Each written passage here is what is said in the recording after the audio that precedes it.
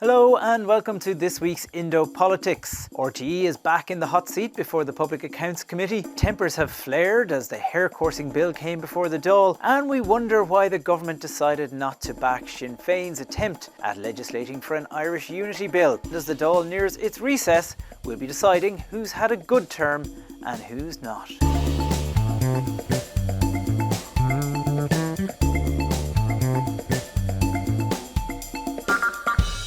Maeve McTaggart, thanks for joining me. Let's start with RTE. Back at the Public Accounts Committee this week, headlines in the papers, our own paper, talking about them needing an extra bailout. Kevin Backhurst took exception, I think, to that term bailout, but the very fact remains that they are going to need more money paid directly from the taxpayer this year than they did last year. Yes, I think a big takeaway from the committee today is that Kevin Backhurst really is kind of done apologising for RTE. I think he feels like he's gone through all of that at this stage now, and he's looking at these reforms that he's going to be making. He has taken exception to the word bailout, but I think regardless, the bottom line is the fact that RTE will need more money. That is seen as inevitable at this point, considering the state of the licence fee at the moment. It really hasn't recovered. I think one certainty we have coming out of this is that there will definitely be some sort of conversation about looking at that licence fee, whether or not there will be changes or not. RTE have said... This has been debated for years now, this idea of should the licence fee actually be a broadcasting fee, which is effectively a household charge, and therefore every house in the country is on the line for it, in opposed to this idea that you had to have a television and that television had to be capable of getting, let's call it inverted commas, old-fashioned television. Yeah, so Kevin Backhurst today said that it maybe needs to be device neutral, are the words that he used, because more people are, viewing on the RT player. I might watch it on my phone. Does that mean I have to pay a TV licence for my laptop? If you have a smart TV, what does that mean? If you're watching on the website, what does that mean? Even here, there's a confusion about, with some TVs, do you need a licence or not? And I think the fact that it, like in the UK, if you watch something via iPlayer, you need a TV licence. Here, if you watch something on RT Player, you don't. And and increasingly, we've got millions of people watching via the player, so there is a loophole there. So there's no doubt that at the very least, the kind of, what device you watch it on and so on needs to be addressed. In theory, if you're watching the World Cup on the RT Player, then why shouldn't you pay for it just because I'm watching it on a television? And this is the question, and I think this is where RTE are coming to, particularly as this licence fee revenue is not getting to where they need to go, and RTE do need a top-up now from government after this tranche of, I suppose, it was kind of that multi-annual funding that they had agreed with government in 2024. That's going to come to an end in 2027. That was more than the idea of that was that more than 700 million was guaranteed. So whatever they got in the licence fee, and if it fell short, then the government would top it up along the way. And that's what's happening now. It's falling short because year on year, even after all the scandals and things have calmed down, less and less people are paying their licence fee. Exactly, and that top up is kind of getting increasingly bigger, and it's seen now that they will potentially need, 65 to 70 million in 2028. This year that figure was more around 54 million. Last year it was 41 million. So there's going to have to be some sort of, I think, bailout. I mean, your words, I think, not Kevin Backhurst's word. He's not using the word bailout. He said, A, it's not a bailout, and B, we're not asking for any more than what the government has agreed. So this is kind of seen as something that's expected as part of that kind of rejigging of reform. The deal was the money would always expand, but if you're paying more this year. But moving on from that then, the 3 years of that guarantee is going to end next year, and he has now publicly, at least for the first time, said we want a new deal that will bring us for probably another 3 years, that it would be multi-annual again so that they can plan ahead as part of the reform strategy that's going on there. Didn't get a fantastic reception from some TDs. No, but I think Kevin Backhurst's argument is that it wouldn't necessarily be a surprise to anyone that RT would need more money, because the kind of finances are there. The RT isn't really picking up what it needs to on the licence fee.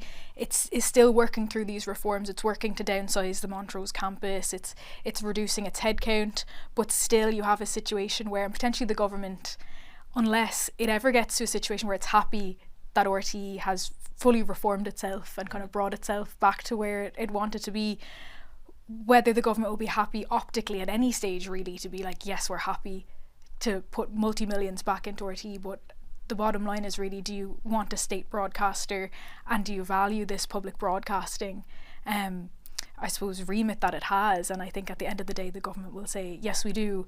I don't think they'll love the side. Yeah, I think ultimately they will give RTE more money because RTE is too big to fail in many ways. But let me ask you a personal question, Maeve, if you don't mind. Okay.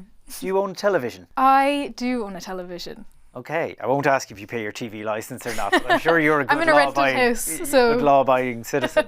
But the idea that 1 in 5 of us no longer own a television, I was quite surprised by that, I have to say, because, and look, maybe I'm at an age, I'm, dare I say it, middle-aged now, so maybe that's okay. But I don't know very many people who don't own a television. Adrian Weckler, our technology editor, I was talking to him, he thought it was a kind of a low figure. What did you suspect? I thought it was interesting. I think even at home we would mostly use our television, I think currently for the World Cup and Love Island. Sometimes I think more Love Island than the World Cup.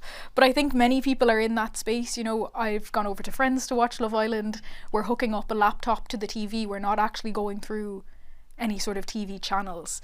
So I don't think it's that wild of a figure, to be honest. And I think potentially could it get less But then? if you're hooking up your laptop, you still have a TV, so therefore you're liable, even if you're not watching RTE or Virgin Media or whatever. I think we're getting into a phase where people are having, I suppose, different conceptions of what's a TV, A screen. What's a screen. It's a We're getting screen quite tax is what we philosophical with this, and I think particularly, you know, more people are renting. I think quite a lot of people also see the TV licence fee as potentially their landlord's, I suppose, fee to pay. I'm not sure that's true. I think if it's you have the TV in the house, I think that's your bill, Maeve. If you, well, it's not my bill in my house, but I think people are really looking at, particularly as we move past, I suppose, the scandals and the controversy of RTE a few years ago, whether or not people are, I suppose, having that boycott of the fee isn't really the conversation anymore. It's whether people are, I suppose, first of all, willing to pay the fee. Second, see themselves as being liable for the fee. I think today Kevin Backhurst was saying that it's quite a difficult discussion and message to get across to people, particularly when we're trying to articulate what is a TV, what is a license fee, when are you liable? Concept. Yes, what is a television? You know, the question for our age: what is a television? Talk to me about some of the other things that we learned are happening in RTE at the moment. There was some talk about the fate of Fair City, cliffhanger. We don't really know what's going to happen there with the outsourcing. So RTE are, I suppose, going through. And this is happening across shows really, about looking at the future of whether that's going to take place on site, whether it's going to be outsourced. The future of Fair City, I suppose, today is unknown in terms of the fact that they're yet to make a decision on what that will look like, whether it will be outsourced. You know, similar, you have shows like Up for the Match, you know, that's being outsourced.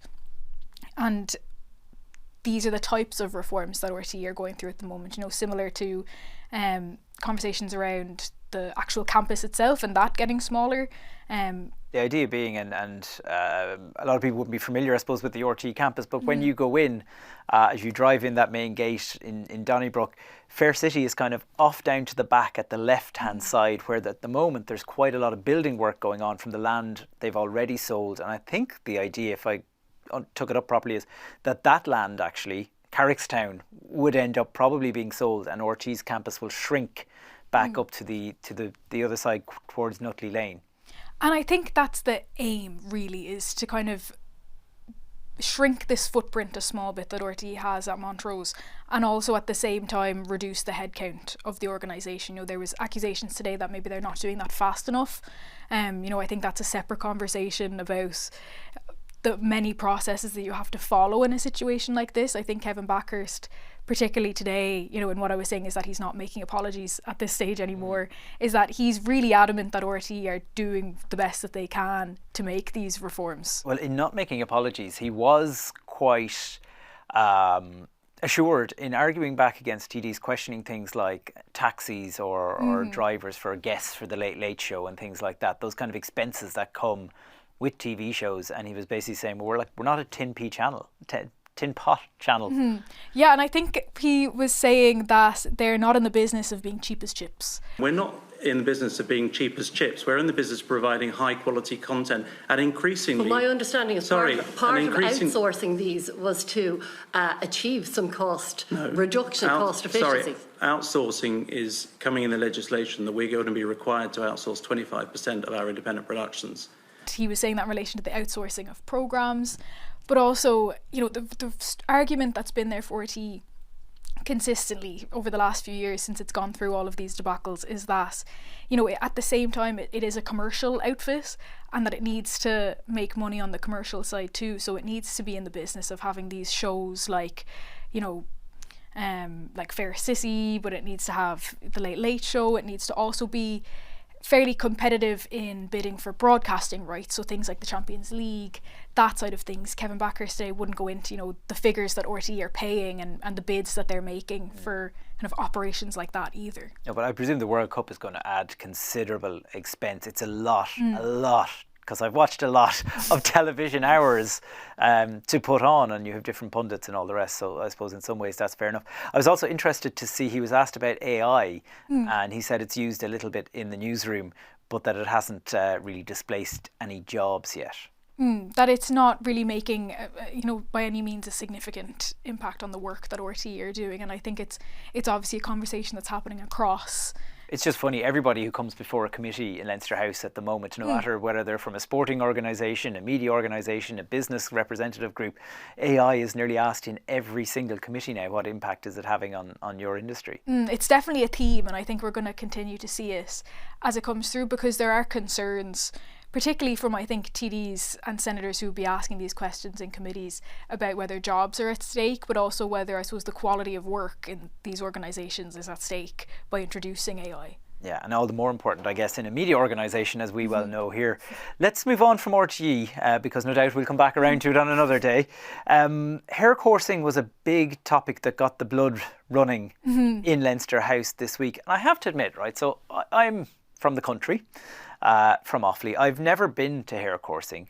I don't know that I know anyone who has been. It's not, I know it's often described as a rural pursuit, but I think even within rural Ireland, it's really only in specific parts of the country. And as the debate went on, it struck me more and more, why are Fine Gael, Fianna Fáil, Sinn Féin, why are they so defensive on this topic? This is a conversation I found very interesting during the week, you know, particularly as, you know, our own Sunday Independent Ireland Thinks poll, you know, put 65% of people are actually in favour of a ban. So, you know, you can see the public opinion is very much on the side of introducing a ban on this. And, you know, I think we've seen this conversation around the existence of an urban-rural divide, you know, repeatedly. We saw it in relation to fox hunting, you know, greyhound racing, and now with hare coursing. You know, the Taoiseach during the week, he was saying that, you know, people may feel that their way of life is coming under sustained attack when we have conversations about the hares, for like example. Hare coursing. I mean, the hares in particular. You know, Sinn Féin, Fine Gael, Fianna Fáil have all taken this stance and voted overwhelmingly against this ban. And it's an interesting, I suppose, example of where these parties... I'm just wondering who's doing all the lobbying on this, right? Because, you know, when we're talking about VAT for restaurants, well, we know who the lobby group are for the restaurants. When we're talking about subsidies for farmers, we know it's the IFA or whoever. Like, who are the vocal voices saying hare coursing is part of our culture that must be untouched? There is an industry group that has kind of been lobbying in this area. You know, it came under... It came to the centre of a bit of a row this week during conversations about it. You know, a figure that the hare coursing industry or sector adds about 70 million to the economy every year. That was brought up by Niall Collins. You know, the Taoiseach said he kind of hasn't seen that report. People for profit saying you're going to need to produce the report, and ultimately it wasn't produced because it has to go through its own processes itself. So I think there is kind of so many moving parts here, both on behalf of the government, who are wondering really where they fall on this. They're kind of they need, particularly looking forward, to maintain these rural votes. They seem to believe that there are rural votes here on the issue of hare coursing. They don't see it as the hill to die on. It felt to me this came up during the presidential election. Of course, the president has no say in any of this. But Catherine Connolly and Heather Humphreys were asked about it at the time. And it felt to me at the time that Heather Humphreys probably lost ground on that because she couldn't articulate a reason why it should be protected. She just kept talking about it being a rural pursuit, and it became a joke then that, rural pursuit, and kind of was like a classic Oliver Callan thing that she was being mocked for just saying rural pursuit. As well, is this a conversation that we need to be having about how Ireland itself and how Irish politics is evolving? It's really not the same as it was, and I think we have, obviously you have kind of the likes of Dublin, Cork, Galway, but people are becoming, this whole question of urban and rural. Is there a divide there? People are really saying no, there's not. People are the same whether you live in County Cork or Cork City. And I think particularly as we come, of course, if you're from outside Cork, you are different. Yes, I suppose there's Cork itself. There's a good quality in Cork City, I'd say myself. But there's a question that parties will have to answer, and we saw it particularly during the presidential election, where this concept of what it means to be a rural person and that you have different values to someone who lives in a city. I think parties are going to need to reckon with this, because you can see, even taking this issue as a small example, like overwhelmingly really that the public wants a ban. They're not seeing this as an issue where, depending on where you live, you have a different take on it. Yeah, and do you think now hare coursing has probably gone off the agenda? This is the third time it has been brought to the Dáil, roundly defeated. So is that debate over for now, probably for another couple of years? Perhaps for now, but I think gradually we're probably going to end up cycling through these issues that are particularly emotive. You've hare coursing, you've greyhound racing, you have fox hunting. I think these are really coming to the fore, particularly for parties like the Greens and the Social Democrats. There's stickers all around the traffic lights around Leinster House calling for a ban on fox hunting. You can't really escape that either at the moment. So I think the three biggest parties are going to have to come to a decision on this, and they're going to have to decide which way they fall on this, whether they're, I suppose, with where the public opinion is moving to, or whether they are going to stick to this their own constituencies in some ways. The other bill that was brought forward this week by the opposition was Sinn Féin trying to force the government to do something on unity. And I was struck, Mary Lou McDonald did a media blitz around this. She had an op-ed in the Irish Independent, and she was on RT and News Talk as well. And she was praising Simon Harris for bringing forward. Fine Gael are obviously going to work on some sort of a paper about what Irish unity might work. And it struck me, is this all just to take a dig at Micheál Martin when he's already kind of suffering that Fianna Fáil are kind of getting a little bit left out on the unity question now? And I think it probably potentially, Sinn Féin probably see it as a kind of a benefit that they were able to, in the process of bringing forward this bill, at the very least highlight where other parties were potentially falling short on it. And I think they would consider Fianna Fáil potentially as one of those, while welcoming Fine Gael's plans to plan for this concept of Irish unity. There was no, the government obviously just cast it aside to do their own thing, and Fianna Fáil argued that Micheál Martin was the brains behind the Shared Ireland initiative, which has lots of funding and cross-border projects and all the rest of it. So on we go again. But the one thing I suppose that they all agree on is that the unity question isn't going to go away now, and that it is moving into perhaps a new space, a new generation. Yes, and what was interesting about it this week is that the disagreement wasn't with the concept itself or the need to plan for United Ireland. It was just about the best way to go about it. I think it's interesting, I'm obviously having this conversation, and I was born the year after the Good Friday Agreement. There's a whole generation of people now who really don't have the context of pre-Good Friday Agreement, of the Troubles themselves. And does that factor into the conversations we need to be having too, of how we prepare, how we ensure that people are, I suppose, best educated on the subject, also that people to relay people's concerns around the economic factors. Mary Lou McDonald was asked repeatedly this week, how much would it cost? That seems to be in people's mind. The government will really, and whichever government will be there when United Ireland, they see it as kind of inevitably comes to the fore, who will be in charge and who will be responsible for really communicating and having that conversation with the public, I suppose. The question politicians used to always get asked was, will a United Ireland happen in your lifetime? And there seems to be an acceptance now that it will certainly happen in the lifetime of a lot of us. So what year, Maeve? I think I'll give a very political, diplomatic answer and say within the next 20 years. 2 decades. Yes. So we need to start planning now. Yeah. How about you?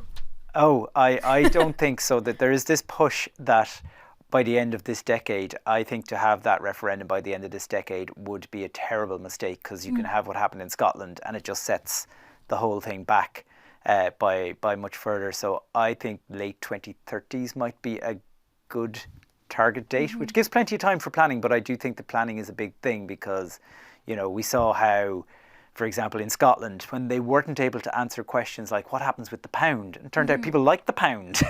Yes. And when you can't answer those kind of questions, like what happens with the language, what happens with the national anthem, what happens with the flag, what happens with the HSE and the NHS, until all those things are very clear, I think a referendum gets defeated. So I don't know how you'd come up with that plan to have a referendum in 2029. I think a lot more work needs to go into it, and a lot more cross-border work. So at least a decade before we even touch a referendum.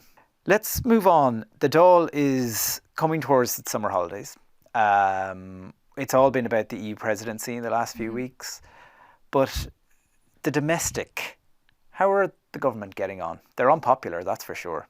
Yes, I think the polling points to they are not doing as well as perhaps they would like to be doing, or as they would see themselves as doing.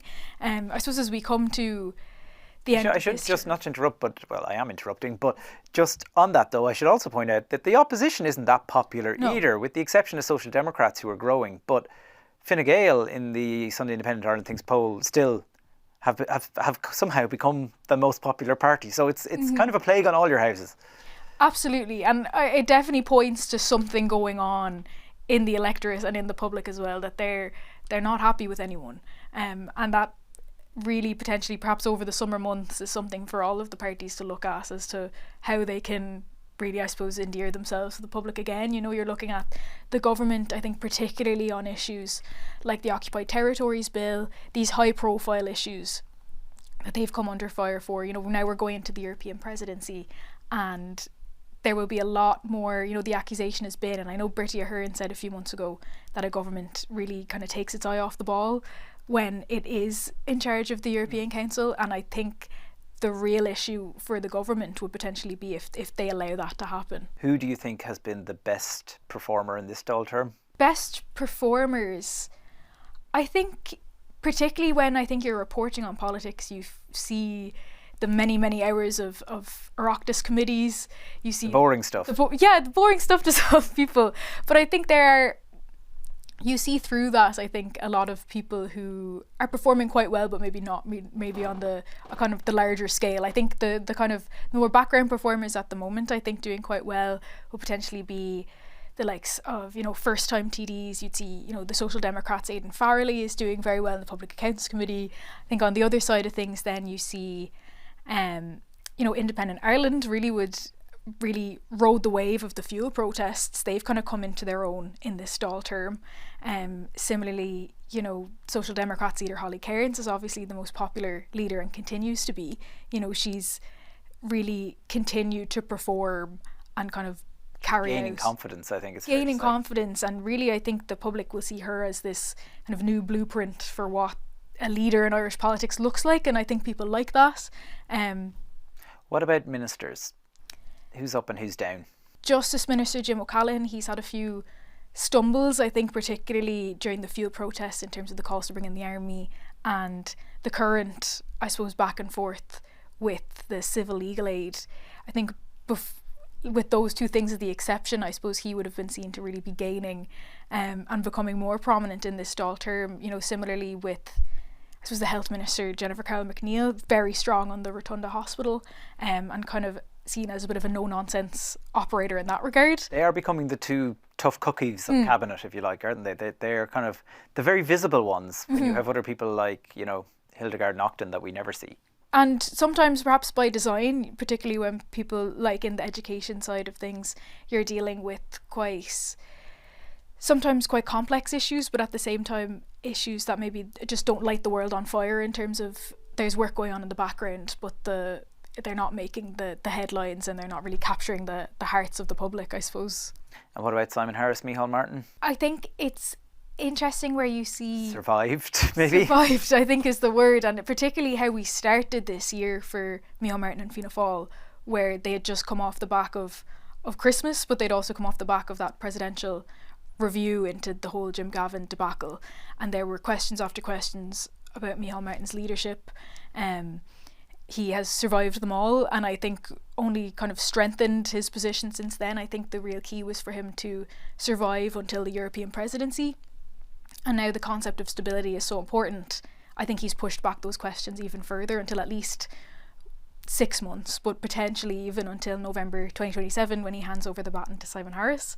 I suppose in Simon Harris's terms, a very visible Minister for Finance, very, I think, prominent in terms of how open he has been with the schemes that he's been putting forward. I think the criticism for him sometimes would be too prominent. Do you hear too much from... When you find yourself commenting on Taylor Swift's wedding, there's probably a through the looking glass moment. I think so, and I think time will tell, I suppose, how he settles into this role. I think he does appear to, but at the same time the budget is coming up in October, and it'll be interesting to see how things...